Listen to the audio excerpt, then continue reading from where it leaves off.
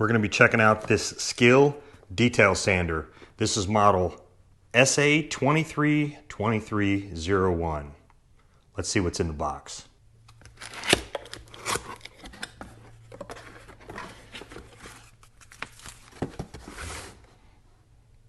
Got the user's manual.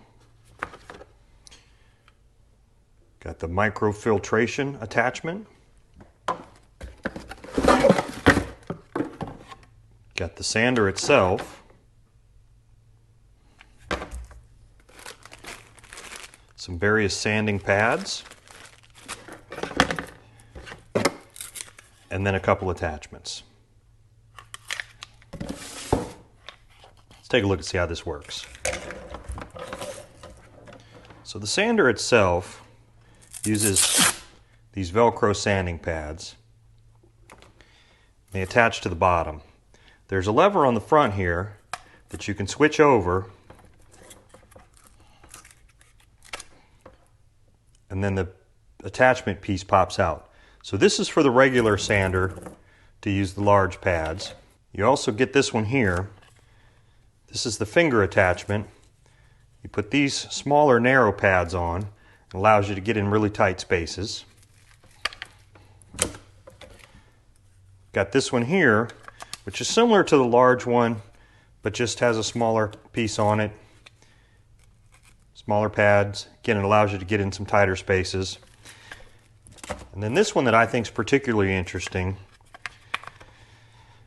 uses these little pads, but what this one does is this one flexes. So if you're sanding around a bar or something, you can flex it and manage the shape of the object that you're trying to sand. It's pretty slick little attachments. So to reattach your piece, you just snap that in there, flip the locking lever back over, and then you can just stick your sandpaper on there. And again, that's Velcroed. It stays on there really nice. I myself bought this one because I was particularly interested in the micro-filtration attachment. Do a lot of home projects, and when you're sanding something inside the house, it tends to create a lot of dust. So I want to check that out. Let's see how that works for us. The micro-filtration piece, there's a rubber gasket here, and you'll notice there's a little notch there. So you just line the notch up there with the notch on the back of the sander, and then that just pushes together, and it looks just like that. So I'm going to go ahead and turn it on briefly so you can get an idea of the sound and kind of see the motion of it.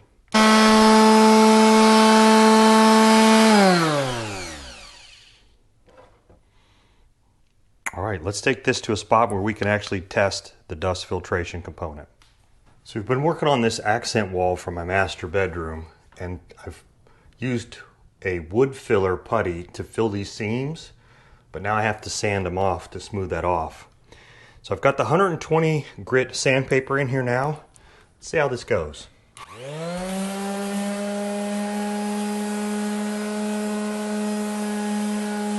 I will note that I am seeing a little bit of dust fly off from around the sander. I also noted that the container was not snapped all the way on tightly. So I don't know if that's because of the container not being snapped on tightly or just the dusty nature of this particular product. Let's try a couple more spots and see what that looks like.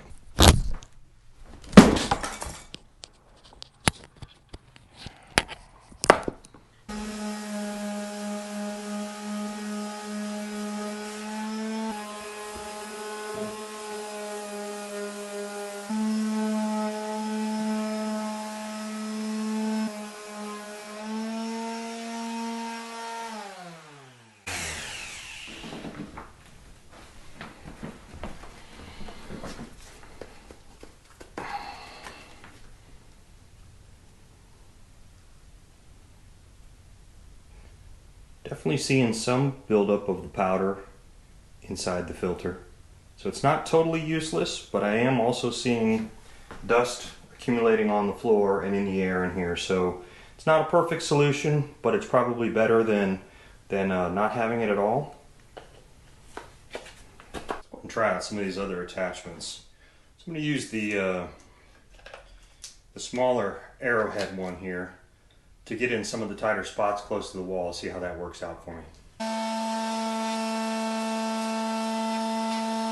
So I'd say the smaller spade head actually works really good for the tight applications where I'm close to the wall. With the bigger one, it was really hard not to brush the other wall and create some marks.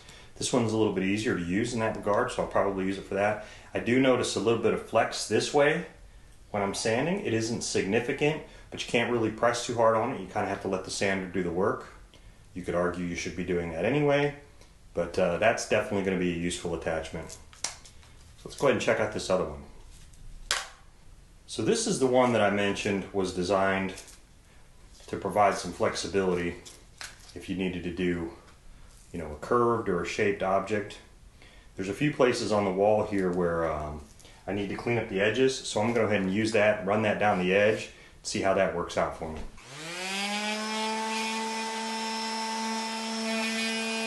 So this is a little difficult to use on the corners there. I can see where this would be a lot more effective on a round or oddly shaped object, but on that corner there, it flexes a little too much. It was a little difficult to get that in there. I think you'd be better off using the smaller, one of the smaller attachments. But that's still pretty slick. I can definitely see using that in the future.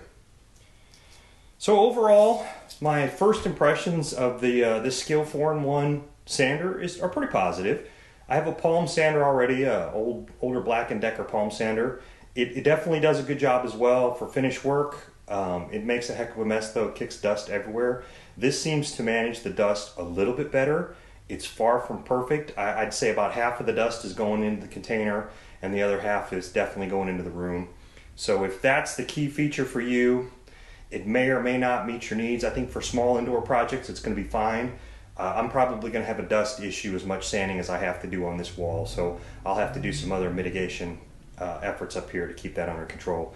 But either way, I think this will help definitely cut the dust in half for sure. So I'm pretty happy with the sander.